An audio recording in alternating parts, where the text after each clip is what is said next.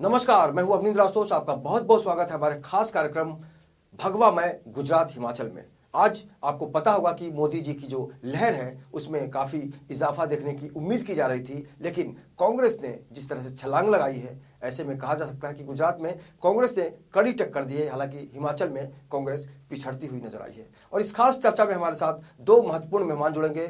कांग्रेस के उपाध्यक्ष हैं मुंबई के जयप्रकाश सिंह जी, और भारतीय जनता पार्टी के जो बहुत ही सक्रिय नेता हैं मुंबई में फूल चंदूवाले जी, जो गुजरात से होकर आए हैं, उनका भी बहुत बहुत स्वागत है। जयप्रकाश जी, आपका भी बहुत बहुत स्वागत है, और वाले साहब आपको भी बहुत बहुत हम बधाई देना चाहेंगे।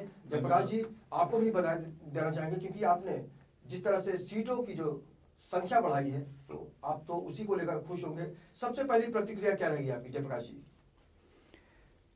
देखिए, ये मोदी जी का अपना घर है, जहां उनको रात दिन एक करना पड़ा। हमारे आदरणीय राहुल जी के जो प्रभाव है उसको वो देख चुके कि उनके घर में जो हम मात दिए हैं, हम एकदम जीत के कगार पर थे। लेकिन अब ईवीएम मशीन वगैरह की गड़बड़ी आप सुन ही रहे हैं। उसके अलावा भी ठीक है, हार स्वीकार कर रहे हैं, जो हो गया हो गया, लेकिन उसके अलावा भी पहले से ज़्यादा सीट पाए हैं। और जिस तरह से इन लोगों ने हमारे नेता राहुल गांधी जी को कम वैल्यू दे रहे थे, आज दिखा दिए राहुल गांधी जी कि इनके पूरे केंद्रीय मंत्रालय लगा था, प्रधानमंत्री रात दिन एक कर दिए, तो भी राहुल गांधी जी के जो प्रयत्न था वो पहले से सीट ज़्यादा लाया है और आगे बढ़ रहा है कांग्रेस। और जो हिमाचल में दूसरी जगह जो हुआ है, वो वहाँ भी हर साल 5 साल में बदली होता है, इस तरह का हमेशा होता आया है। लेकिन जो है गुजरात में उनके घर में जो मात दिया गया है वो कम नहीं है। और हमारी सरकार बन गई रहती, जो अभी आपको पता चलेगा कि बहुत जगह बहुत सी ऐसे हैं जो 500 के कम मार्जिन में बीजेपी जीती है। आपके लिए चार सीट तो ऐसी है जो न्यूज में दे रहा था कि 5 वोट के मार्जिन में बीजेपी की सीट निकली है, 4-5 वोट के मार्जिन में। सबसे बड़ी बात आपके लिए राहत वाली बात यह है कि ग्रामीण इलाकों में बहुत जबरदस्त प्रतिशत मिला है कांग्रेस को, और शहरी इलाकों में कांग्रेस पिछड़ गई है। क्या वजह हो सकती है? ग्रामीण इलाके में गरीब रहते हैं, कांग्रेस पार्टी गरीबों की मदद करती है, इसलिए ग्रामीण के दिल में कांग्रेस पार्टी बसी हुई है। अच्छा।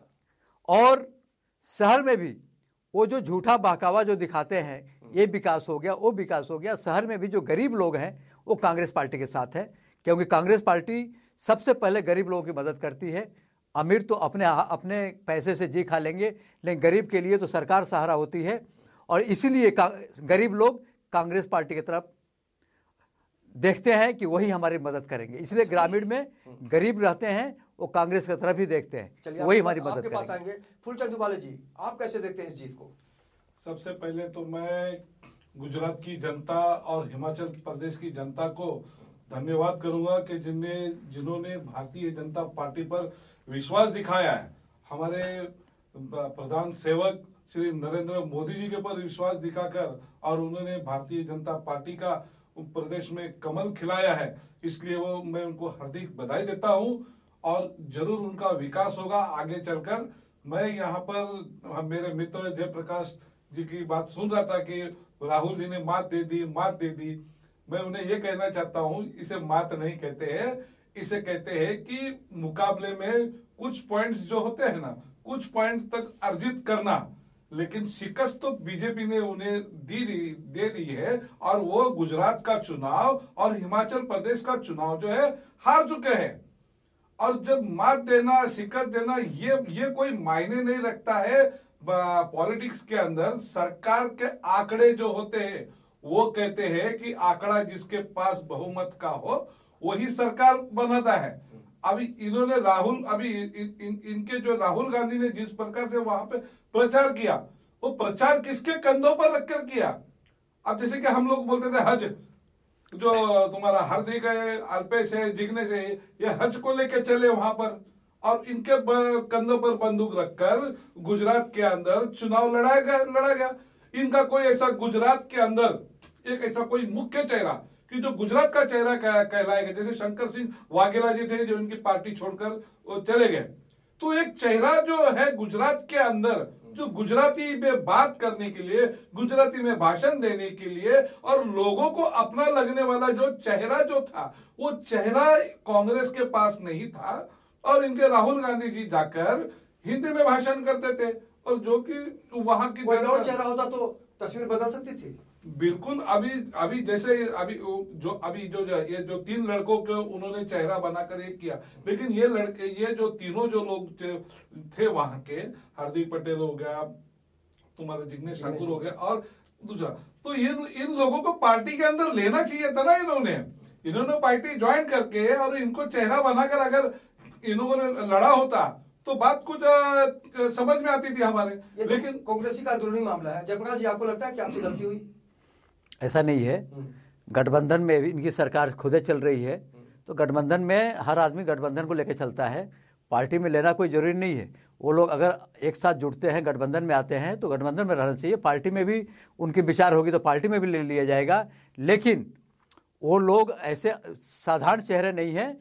वो लोग भी एक समाज चलाते हैं, संस्था चलाते हैं। 5-5 लाख की मीटिंग हार्दिक पटेल का होता है, तो वो एक हस्ती है वो लोग जो कांग्रेस का साथ दिए हैं। अब वो लोग खुद बोल रहे हैं कि जो ईवीएम मशीन की गड़बड़ी चल रही है, या और भी जिस तरह से प्रधानमंत्री जी ने लगातार गुजरात में इतना टाइम दिया है और इस तरह से अपनी दिखाए कि हमको लोग गाली दे रहे हैं, हमको लोग ऐसा बोल रहे हैं, हमको लोग वैसा बोल रहे हैं, तो इस तरह से मतलब आखिरी अस्त्र तक रोग आ रहे थे, जिसके कारण यह देश सहानुभूति का देश है। उनके रोने गाने से थोड़ी दया दृष्टि गुजरात के भाई लोगों ने दिखाया और आज वो इतना सीट पा गए। नहीं तो ये टोटल कांग्रेस सत्ता में आने वाली थी, इसमें कोई दो राय नहीं थी। आपको लगता है कि नीच शब्द का जो इस्तेमाल नहीं कहना चाहिए, वो मुझे बुरा लगता है, नहीं कहना चाहिए। और इसके लिए माननीय राहुल गांधी जी ने उनको पार्टी से निलंबित किया है। मणिशंकर अय्यर जी को नहीं कहना चाहिए। किसी के साथ गलत बात कहना मुझे भी अच्छा नहीं लगता, कांग्रेस पार्टी को अच्छा नहीं लगता है। नीच शब्द का जो आपने फायदा उठाया, देखो हम भी पॉलिटिक्स के अंदर है, लेकिन किसी का व्यक्तिगत और किसी को एकदम निचले दर्जे पर जाकर टीका करना ये गलत बात है। चाहे हमारे देश के प्रधानमंत्री पर कांग्रेस वाले हमेशा कुछ ना कुछ टीका टाकी करते हैं, लेकिन उनको उसी का हर्जाना भुगतना पड़ता है। उसका इफेक्ट जो है जनता पर जाता है और जनता की सहानुभूति जो है उनकी तरफ आती है। तो कांग्रेस के जो नेतागण खुद ही अपने लिए खड्डा खोदते हैं और खुद ही उसमें जाकर गिरते हैं। अभी प्रधानमंत्री जी हमारे गुजरात से आते हैं, तो गुजरात के अंदर कैंपेन करना तो स्वाभाविक है कि उनको कैंपेन करना है। हूँ गुजराती जो विकास का है, जो हूँ छू गुजरात, हूँ छू विकास, मतलब गुजरात का विकास की जो नदिया की जो धारा है वो उन्हें वहां पर और का बहाना है। और बहुत अच्छी तरह से जो मुद्दे जो छूट गए हैं पीछे, उन मुद्दों को लेकर उसमें आकलन करके वहां पर जो बेरोजगारी का मुद्दा जो जैसा विरोधकों ने उठाया हुआ है, किसान का मुद्दा है, तो इन सब पर हमारी पार्टी विचार कर उसको मुख्य धारा में लेकर उसके ऊपर विकास वहां पे करेगी। हमने देखो इस चुनाव के अंदर ना हमने भ्रष्टाचार का नाम लिया, ना हमने परिवारवाद का नाम लिया, हमने केवल विकास का नाम लिया था कि केवल हम विकास के नारे पर ही जीतेंगे और हम गुजरात का विकास चाहते हैं। लेकिन इनके कांग्रेसियों ने ऐसा कोई वहां पर मुख्य मुद्दा जो है उन्होंने कोई उठाया नहीं। अभी जिस तरह से अभी आप लोग कह रहे हैं कि हार्दिक पटेल ने, इन्होंने कहा कि हार्दिक पटेल के मशीन ईवीएम पर सवाल उठा रहा है, सवाल कोई नहीं उठा रहा है। एवं उन लोगों का कहना यही है कि जो पिछले जो हम 80 के दशक 90 के दशक में जो चुनाव पे बैलेट पेपर पर करते थे, वो उनका कहना है। इनको अभी आज की नई टेक्नोलॉजी के हिसाब से इनको टेक्नोलॉजी समझ में नहीं आती है। अभी ये तो जीतने के बाद आप कह रहे हैं, अगर आपकी स्थिति कांग्रेस नहीं, अगर ईवीएम का घोटाला अगर होता तो हम हम तो 125 और 150 के बीच में हम लोग सेट कर सकते थे, लेकिन ऐसा कोई मामला है ही नहीं। तो मतलब बोलते हैं ना, अंगूर खाने को नहीं मिले तो अंगूर खट्टे थे। तो ये वाले कहावत जो कांग्रेस पर फिट बैठती है। और इन लोगों ने जिस तरह से तो कैंपेनिंग करना चाहिए था, केवल इन लोगों ने जो है, इन लोगों ने राहुल गांधी को उतारा। अरे इनके बड़े बड़े लीडर थे, अभी मैं नाम नहीं लेना चाहूंगा, मैं क्यों उनके लीडरों का नाम लूं, लेकिन इनके बाकी लोग भी जो थे तो उनको उतारना चाहिए था ना। इनके पास क्या चेहरे नहीं थे क्या? तो चेहरे वहां पर उतारना चाहिए था, तब जाकर उन तो जो हार की जिम्मेदारी है तो सब पर आती थी। आप तो केवल राजीव गांधी के ऊपर कैंपेन करके आए हैं, तो राजीव गांधी जो मैं एक सवाल जयप्रकाश जी से करना चाहता हूं। राहुल गांधी जी कांग्रेस के अखिल भारतीय महामंत्री रह चुके, राहुल गांधी अखिल भारतीय कांग्रेस के उपाध्यक्ष रह चुके और अभी जाकर वो अध्यक्ष बने। मुझे बताइए, राहुल गांधी के कैंपेन के अंदर और राहुल गांधी के नेतृत्व जिस भी स्टेट का किया हुआ है वहां पर कभी चुनाव उन्होंने जीता है क्या? मुझे बता देवे। और मैं बोलता हूं आपको कि ये उनकी लगातार 28वीं हार है, 28 बार हार चुके हैं वो गुजरात में। वही नेतृत्व गुजरात में पिछले चुनाव से इस बार ज्यादा सीट मिला है और राहुल गांधी जी के नेतृत्व का ही देन है। 11 सीट ज्यादा लोग हैं तो कोई उसमें कोई कि पिछले चुनाव से इस बार ज्यादा सीट मिला है। ठीक है, अभी जीत की स्थिति जो है आपको पता है कि कौन जीता कौन हारा, और लोकतंत्र में सबसे बड़ी जो जीत होती है वो जनता की होती है। हालांकि ये शोध का विषय होगा कि वाकई जो आरोप लगाते हैं ईवीएम मशीन को लेकर उसके पीछे सच क्या है। फिलहाल वक्त है एक छोटे से ब्रेक का। ब्रेक के बाद हम जानेंगे कि मुंबई की जनता गुजरात और हिमाचल को लेकर क्या सोचती है। उसके बाद ये चर्चा जारी रहेगी।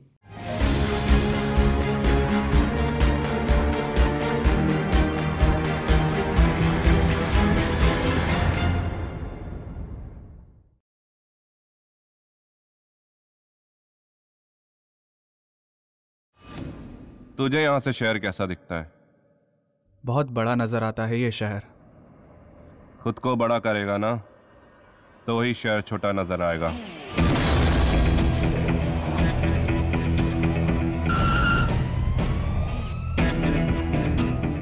मोबाइल दिखा, मोबाइल। अबे साले चोर, तू मरवाएगा एक दिन।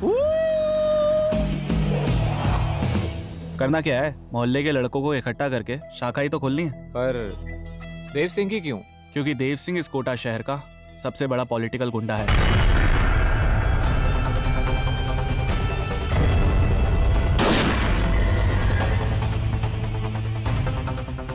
भौंक।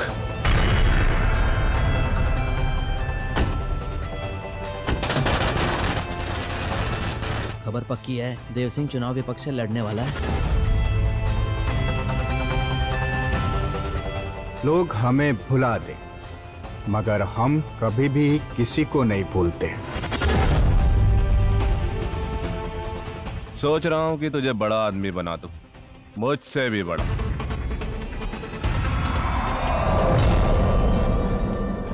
नदी में पत्थर फेंकने से कुछ नहीं होता विष्णु, वो बस इतनी बड़ी नदी में डूब जाता है।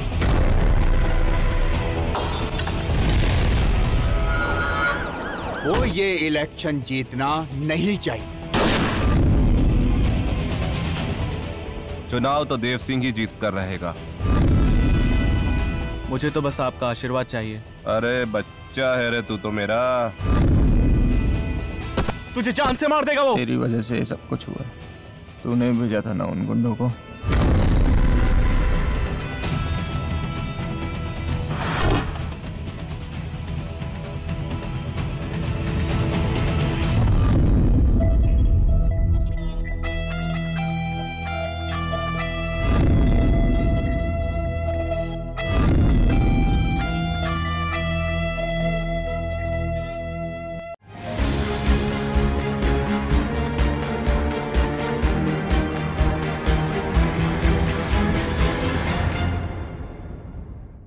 ब्रेक के बाद आपका बहुत बहुत स्वागत है। आप देख रहे हैं हमारा खास कार्यक्रम भगवामय गुजरात हिमाचल।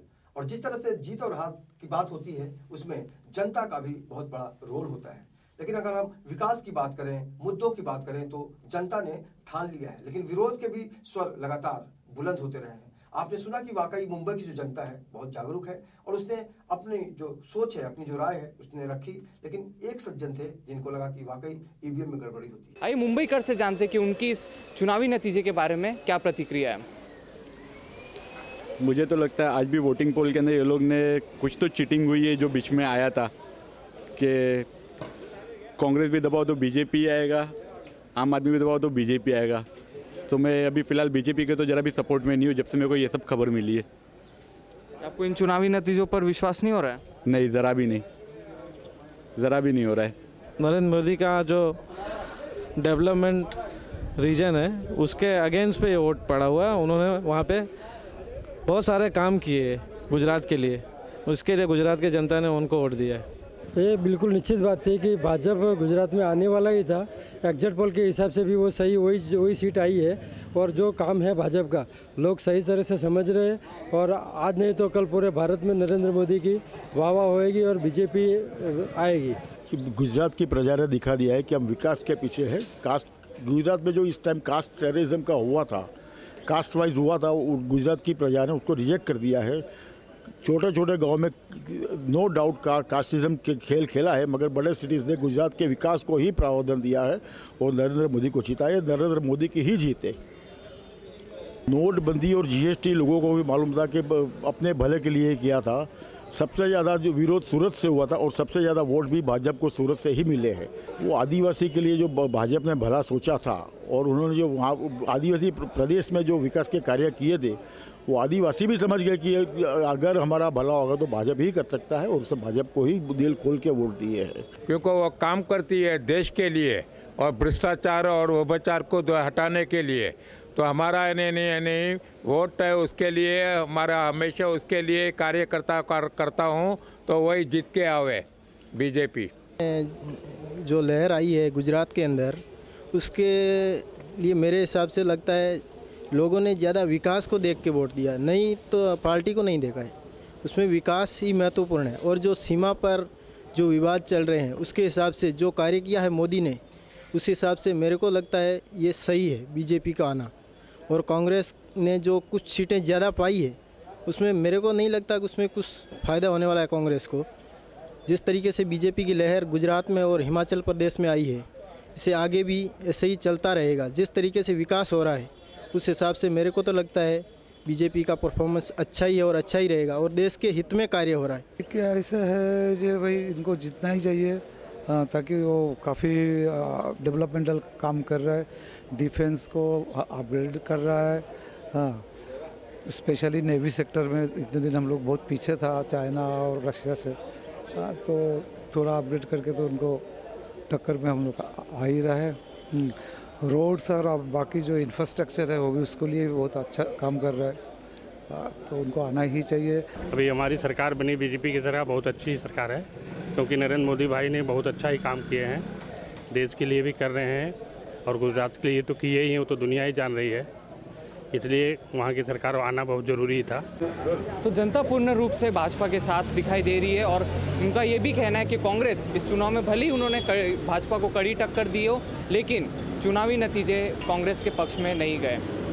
अब भाजपा विकास का मुद्दा लेकर गुजरात में आगे कितना काम करेगी ये तो वक्त बताएगा। कैमरामैन एफएस पटेल के साथ सौम्य सिंह, इन 24 न्यूज़, मुंबई।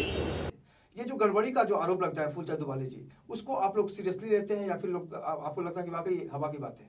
देखिए, इस भारत देश का चुनाव यंत्रणा जो है स्वतंत्र है और चुनाव आयोग पर जब पिछली बार लोगों ने, सभी पॉलिटिकल पार्टियों ने, बड़ी बड़ी जो स्टेट लेवल की पार्टी है, देश लेवल की पार्टी है, उन्होंने आरोप लगाया था। तो चुनाव आयोग ने उन्होंने बोला जहां की मशीन चाहिए, आप जिस भी स्टेट की मशीन लेकर आइए और वहां पे आपके एक्सपर्ट को भी लेकर आइए और ये मशीन को हैंग करके दिखाए।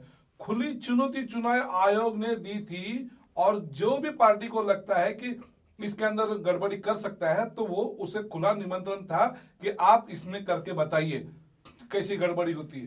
तो उस वक्त उस चुनाव आयोग ने जब से डिक्लेयर किया था, उन्होंने बोला था फॉर्म भर के हमें दीजिए। कोई भी एक पक्ष, मैं बोलता हूं, ना आप वाला आया, ना समाजवादी पार्टी आई, ना कांग्रेस आई, ना तृणमूल कांग्रेस आई, ना अन्य कोई पार्टी आई। जब आप लोग सवाल उठाते हो तो सवाल का जवाब अगर देने के लिए तैयार है चुनाव आयोग, तो आप क्यों नहीं उस पर अमल करने पर राजी थे? केवल आरोप लगाना और आरोप को सिद्ध न करना, ये गलत बात है। आरोप जिन चीजों पर लगाए जिसमें तथ्य हो, इसमें बिल्कुल तथ्य नहीं था। अच्छा पॉइंट आपने बोला। जयप्रकाश जी, सिद्ध क्यों नहीं कर पाते आरोप लगाने? देखिए, बहुत बार सिद्ध हो चुका है कि बटन दबाइए, कांग्रेस को भी जा रहा है, बीजेपी को, लेकिन सभी पार्टी जो नहीं गई वो इसलिए नहीं गई कि सब पार्टी कह रही है कि बहुत सारे विकसित देश है, विकासशील देश है, जहां वो पहले जैसे चुनाव बैलेट पेपर पर होता था वैसा हो रहा है, यहाँ भी किया जाए, ये सभी पार्टियों का राय था। लेकिन मोदी सरकार अपनी मर्जी से सब करते हैं, उस राय को नहीं मानते हैं। वो राय बहुत जरूरी है बैलेट पेपर वाला, जिससे वो हो जाए। सबका यही राय था कि बैलेट पेपर पर चुनाव कराया जाए ताकि किसी को ये विवाद हुआ है। एक सुधार हुआ है। नई तकनीक का क्या होगा? नहीं, एक सुधार हुआ है आशुतोष जी, एक सुधार हुआ है इसमें कि जैसे कि जो आदमी वोट करता है तो वोट की पर्ची उसे मिलनी चाहिए थी। तो पिछले 2 चुनाव के अंदर अभी अगर 2 स्टेट और पिछले एक जो चुनाव हुआ था उसमें लोगों को पर्ची भी मिलनी शुरू हुई। तो मतलब लोगों को मालूम है कि मैंने कहां पे वोट किया है तो ये जो सुधार था तो वो सुधार तो कर दिया। अब इसके बाद भी अगर निराधार आरोप लगाना किसी भी पॉलिटिकल पार्टी को ये ठीक नहीं है। सुबह अखिलेश यादव जी बैठे थे, माजी चीफ मिनिस्टर उत्तर प्रदेश के, उन्होंने कहा कि हमको नई टेक्नोलॉजी के हिसाब से हम ईवीएम पर हम ये आरोप नहीं लगा सकते, लेकिन हमको आशंका होती है। तो उनके भी डिमांड वही थी कि जो हम जुने जमाने में देखते थे बैलेट पेपर और जो बूथ कैप्चरिंग, जिस तरह से जो हमारे लाखों पुलिस कर्मियों की जान जाती थी, गांव वालों की जान जाती थी, उसके अंदर की, ताकि बूथ कैप्चरिंग करके इन लोग ये चुनाव जीतते थे। तो वो राहुल गांधी को आप बधाई देना चाहेंगे जिस तरह से सीटें बढ़ी हैं गुजरात में? वाले साहब, मैं देखिए अभी कहीं खुशी कहीं गम इनके लिए सवाल है। अगर राहुल गांधी जी अगर अपने हिमाचल का गढ़ भी अगर संभाल लेते तो भी मैं उनको बधाई का पात्र मानता कि आपने हिमाचल का गढ़ रख लिया। हिमाचल में आपने जिसको चेहरा बनाया था धूमल जी के चेहरे को, वही तो हार गए। ठीक है, देखो जनता जिसे चाहे रखे, जिसको चाहे हारे। अगर मुख्यमंत्री के तौर पर उसे पसंद नहीं है तो हमने मुख्यमंत्री, हम वहां पे किसी और को नए चेहरे को बनाएंगे। लेकिन चुनाव जो है, चुनाव भारतीय जनता पार्टी जीती है दोनों तरफ में, और भारतीय जनता पार्टी की जीत हुई है। तो जो हमारे जीत के सबसे बड़े दावेदार हमारे माननीय राष्ट्रीय अध्यक्ष अमित शाह जी है, जिसे हम चाणक्य कहते हैं। 150 आंकड़ा चाहिए था, 150 का आंकड़ा चाहिए था। देखिए जीत जो होती है ना, जो जीता वही सिकंदर। तो हम जीत को अभी अगर हम बोलेंगे कि हम जीत को ज्यादा मायने देते हैं, हो सकता है कि हमारी कुछ कमियां हो, हम उसको हमने अनदेखा किया हो, तो आने वाले हमें भी सबक मिल रहा है। ये नहीं है कि हम एकदम से हम जीत मिले तो उसकी खुशी में हम सरोवर हो रहे हैं। हमें सबक मिल रहा है कि जनता ने हमें जीत के करीब क्यों छोड़ा है, क्योंकि कुछ काम जो है हमें करने के बाकी है, और वह हमें दिखा दिया है कि अगले बार अगर आप इस चुनाव में आओगे तो इस प्रकार का आपको जनमत लेने के लिए आपको बहुत संघर्ष करना पड़ेगा। तो हम पहले से ज्यादा चिंतन मंथन जो भी है हम करेंगे, और गुजरात को जो हम गुजरात के अंदर रोल मॉडल बोल के हम पूरे देश में रखेंगे, इस तरह का हम गुजरात बना के रहेंगे। जयप्रकाश जी, आपको 5 साल इंतजार करना पड़ेगा, कैसे कर पाएंगे? देखिए, एक नई आशा जगी है कि मोदी जी प्रधानमंत्री के घर में जाकर उनको मत दिया गया है, उनकी सीट बढ़ाए हैं हमारे राहुल गांधी जी। तो जब उनके घर में जाकर शिकस्त दे रहे हैं, जब उनके घर में टक्कर दे रहे हैं, उनके घर में जाकर शिकस्त दे रहे हैं, उनको मत दे रहे हैं, तो अब आने वाले चुनाव में 2019 में पूरे देश में मोदी जी अपने जब घर में उतनी मजबूती से नहीं हासिल कर पाए, जो 150 सीट बोल रहे थे कि 150 सीट आएगा, उसको नहीं पा सके, तो अब अगले चुनाव जो देश के लिए आएगा लोकसभा का 2019 का चुनाव, कांग्रेस की जीत होगी। ये निश्चित आज के गुजरात के इलेक्शन से साबित हो गया कि अगला चुनाव कांग्रेस की जीत होगी 2019 का। अच्छा, बड़ा स्वाभाविक है कि कोई भी इंसान जब अपने घर में रहता है तो ठीक से देख लेता है दरवाजा बंद है कि नहीं, खिड़कियां बंद है कि नहीं, लेकिन कहीं बाहर जाता है वो तो टेंशन कम हो जाता है। शायद उसी परिप्रेक्ष्य में मोदी जी का जो भी रूप हमने देखा गुजरात में, ज्यादा समय बिताना, लोगों तक पहुंचना, क्या आपको लगता है कि वाकई ऐसा हुआ होगा? नहीं,